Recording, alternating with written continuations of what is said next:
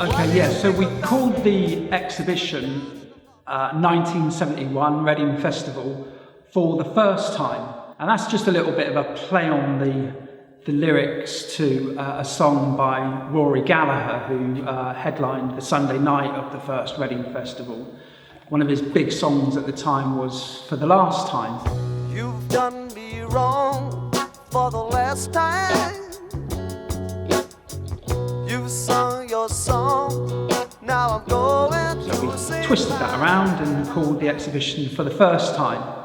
Because there is a first time for everything, and I think the Reading Festival over the years is always seen as something of a rite of passage for the young people that come from all over the country, all over the world to Reading each year, each bank holiday weekend to let loose and enjoy the music. And the exhibition tells the story of that first festival with the help of Jill Furmanovsky and her team, who did a tremendous job in terms of compiling a fantastic array of imagery taken mainly from the archive of Michael Putland and Ray Stevenson, who were really important leading photographers of the time. So these fine art prints that Jill has selected really reflect the atmosphere and the look of that very first festival. And we'll go in now and tell you a little bit about how the actual festival here in Reading came about in 1971.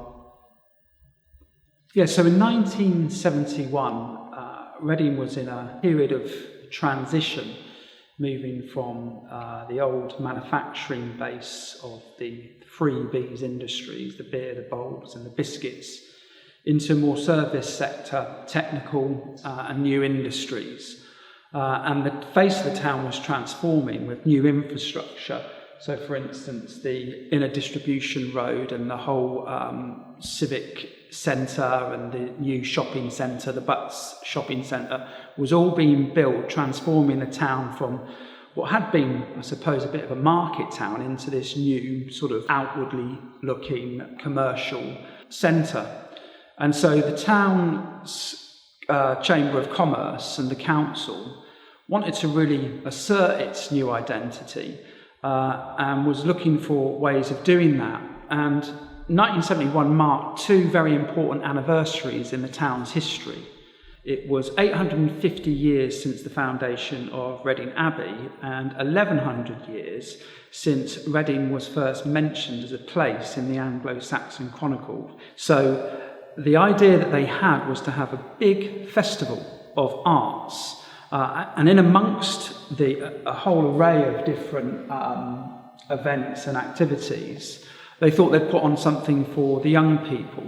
And they turned to Harold Pendleton, who was the secretary of the National Jazz Federation, and had for about 10 years been staging a very successful National Jazz Festival, really the forerunner to the Reading Festival itself. Yeah, so Harold Pendleton was the secretary of the National Jazz Federation and was a huge fan of New Orleans jazz. And as a younger man, he'd travelled to America and gone to some of the festivals there, like the Newport Festival, and really been inspired by them to try something here in the UK. There was a couple of festivals very, very early at Bewley, one of which ended up in a riot between the traditional jazz fans and the modern jazz fans. So I think young people letting off steam has been with us at the festivals for, since their inception. But Harold didn't give up and he carried on, and in 1961 he staged the very first National Jazz Festival at Richmond Athletic Club. Of course, Harold had the advantage that he had established the Marquee Club in London and was able to see what was hot and what was not. And every year on the August bank holiday, he basically put on the artists that were doing the best and attracting the biggest audiences and, that the young people were listening to. So those festivals featured some of the greatest artists of all time, really. Cream, Jimi Hendrix, The Who. But it was quite a nomadic festival. It was difficult for him to get a permanent base for the festival. And serendipity would have it that Reading was looking to stage a festival. So they turned to Harold, and he came down to Reading, stood on Caversham Bridge, had a look down the river, and at first they were going to have it in one of the islands in the Thames, but he said, well, that doesn't really work too well. The electrics won't stand for that. But what about that site over there? So the site was chosen just along Richfield Avenue. This is where the Rivermead Centre is now, and the crowd in the main stage is basically where the car park is now, or where the football takes place, the five-a-side football. So that's where the first festivals were orientated along there. So that first festival, it took place in June as part of the Festival of the Arts and was just intended to be a one-off event. But it did go, it was a success, and Howard then applied the following year for a licence and was granted a licence to stage the festival on the August bank holiday. So the festival, the National Jazz and Blues Festival, returned to Reading in 1972, the 11th National Jazz and Blues Festival.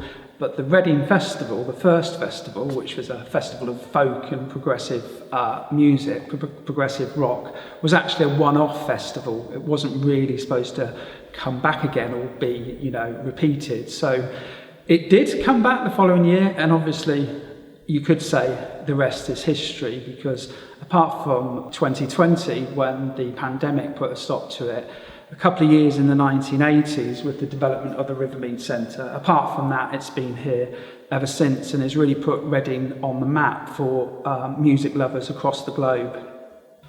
Okay, so this is really special to have Rory Gallagher's rig here for us to sort of share with our visitors. It's a very special couple of artefacts here. The Vox AC30 amplifier, it's got an interesting story, the way in which this particular amp fits within the story of amplification in the story of rock music. Because basically what happened was that, like so many kids at the time, Rory would have seen bands like the Shadows and the Beatles, and they used the AC15 and the AC30, and they were sort of like the amps to have at the time. And so what Rory did was he added in this Rangemaster treble boost to the very sort of like crunchy, chimey noise that the AC30 produces, and basically created this really sort of unique sound that was unique to him, and it became very inspirational because, as well as a sort of virtuoso bluesman, he created this sort of unique sort of like rocky sound. His tone was absolutely unique, and it became very inspirational to a lot of aspiring guitarists that came after him. Come round and meet my friends. There will be. It all sort of derives in a way from Beatlemania, because it was on a handshake that Brian Epstein agreed a deal that the Beatles would use Vox amps exclusively. So they travelled across the country, across USA, and all the time the Vox amp was pictured behind them. So the popularity of Vox just boomed. It's just interesting to see how that sort of derivation runs through the story of rock music, because we sometimes sort of think, the magic of the music actually is often to do with some of, the circuitry that exists within these pieces of equipment. And then you've got the iconic Telecaster that Rory generally used when he was playing slide guitar, and we've got the slides that he used and some plectrums as well. So I think it's quite an intimate to stand here and look at this. It's quite you feel quite close to, you know, the actual setup and the rig that he used in his live performances. It's not just hung up and spotlighted, it's a working sort of rig, as it were. So really pleased that the family, Rory Gallagher's family, were kind enough to let us have this to help us celebrate the 50th anniversary of not only the Reading Festival, but of course his first solo album too. So these are interesting items of ephemera. They're actually lent to us by the Genesis Museum, genesismuseum.com in the USA. Interestingly, Genesis, obviously worldwide global household name, were on the ascendancy at that time, and they were due to play on the Friday at the Reading Festival. But just a couple of nights before, Peter Gabriel had actually jumped from the stage and was hit by a dancer who was going crazy in the audience to the music. He took a tumble, and I think he fractured his leg, which he didn't discover until he sort of stood up after he'd fallen over and the pain kicked in after all the adrenaline had sort of like passed by. And of course he couldn't play the Reading Festival a few days later. So that was a big shame. But the Genesis Museum did actually happen to have some ephemera from the first festival, including this ticket for the Saturday and one of the very few programmes that we've been able to come across. So as well as that, they've got the lineup of the very first festival. And you can see there's some really big names alongside the Genesis who didn't actually appear. But, you know, you've got groups like Wishbone Ash, Ralph McTell, Warm Dust, you name it. I mean, it's just a fantastic lineup. And it's just like today, really. The promoters have to, you know, find the artists that will appeal to a particular group of young people.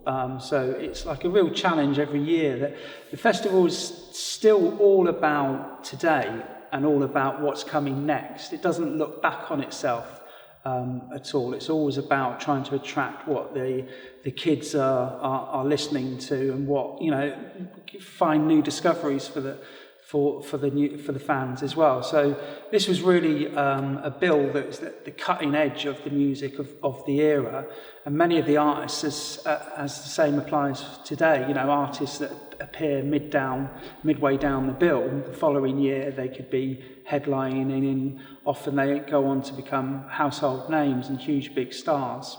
We have found young people being drawn to this exhibition, and we do hope that, you know, if you know your history, you can learn some more about, you know, developing your own craft as well. We're open, the exhibition runs until January the 15th. Don't miss out. Be there or be square. Come on down to the Reading Festival exhibition. What do you think of that? I'm sleeping down at the laundromat.